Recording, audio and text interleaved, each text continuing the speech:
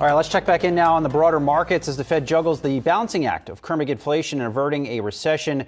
Where does that leave investors seeking to balance the two risks? For more on this, we have BlackRock's Tony DeSpirito. Tony, good to always get some time with you. I think let's start on today's market action, because I think what we're seeing is pretty interesting. Julie highlighted earlier on the show some pretty not good quarters from Microsoft and Google, yet stocks are hanging in there. Are we watching the bottoming process in markets take place?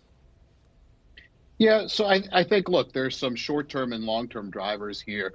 And certainly if you kind of look year to date, the market has gone down dramatically, and all of it has been multiple contraction, right? We've gone from a multiple that was 22 at the beginning of the year to about 16, 17 today. Meanwhile, earnings have mostly ticked up, although they're starting to roll over.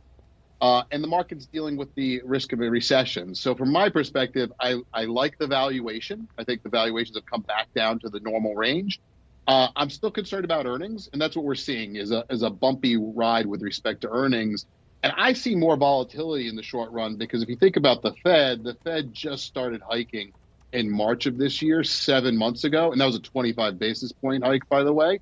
And when you think about Fed interaction with the economy, those rate hikes typically take at least 6 months to have any impact, and the full impacts felt more like 18 months down the road.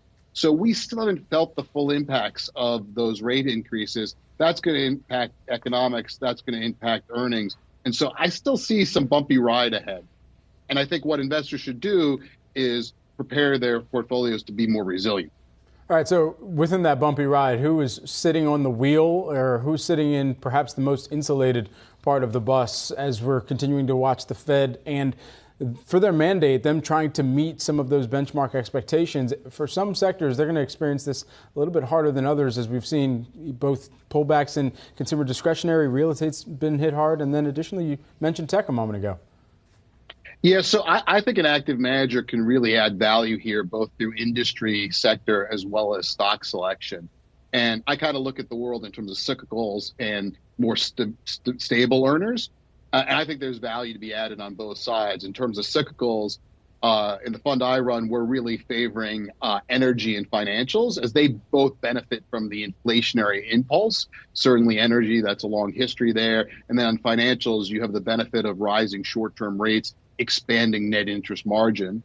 And then on the more stable side, I'm really in favor of healthcare. Healthcare is certainly as stable as utilities and staples historically from an earnings perspective, yet has a better long-term growth dynamic, and the valuations today are significantly more compelling. And so that's how I see the opportunity to add value for investors.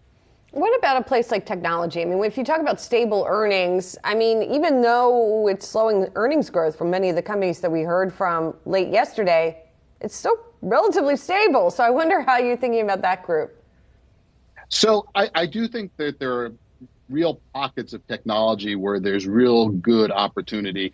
And I'd even put it in that stable bucket, kind of a new staple, if you will, and that just because there's a recession, it doesn't mean you can slow down on your tech spend, right? And so we're still seeing cloud grow. It's growing a little bit more slowly than maybe it has historically, but it's still growing by leaps and bounds, 40% plus in the quarter as we look at recent reports. And so I do see really clean balance sheets in technology. So these are things we're emphasizing: the clean balance sheets, the companies that have more stable like earnings.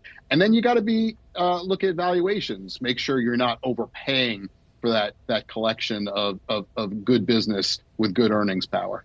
Tony, you mentioned energy in that sector. We've already seen this have and compose some of the best performers year to date. So is that trade already missed? I don't think so, and for a couple of reasons.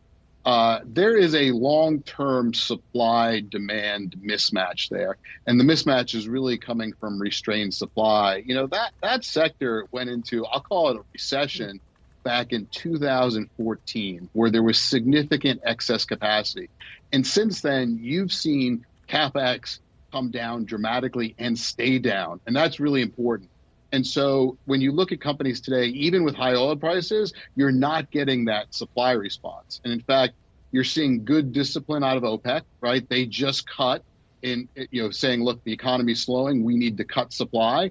And then also when you look at the Strategic Petroleum Reserve, right, we've been releasing about 1 million barrels a day. That's 1% of demand. Doesn't sound like a lot, but in a market like oil, that's normally very steady, 1% means a lot. And so we're about done with those releases come December. And so that's going to be another thing that's going to put a floor under pricing. Tony, appreciate the time here today. BlackRock's Tony DeSpirito joining us this morning. Thanks so much.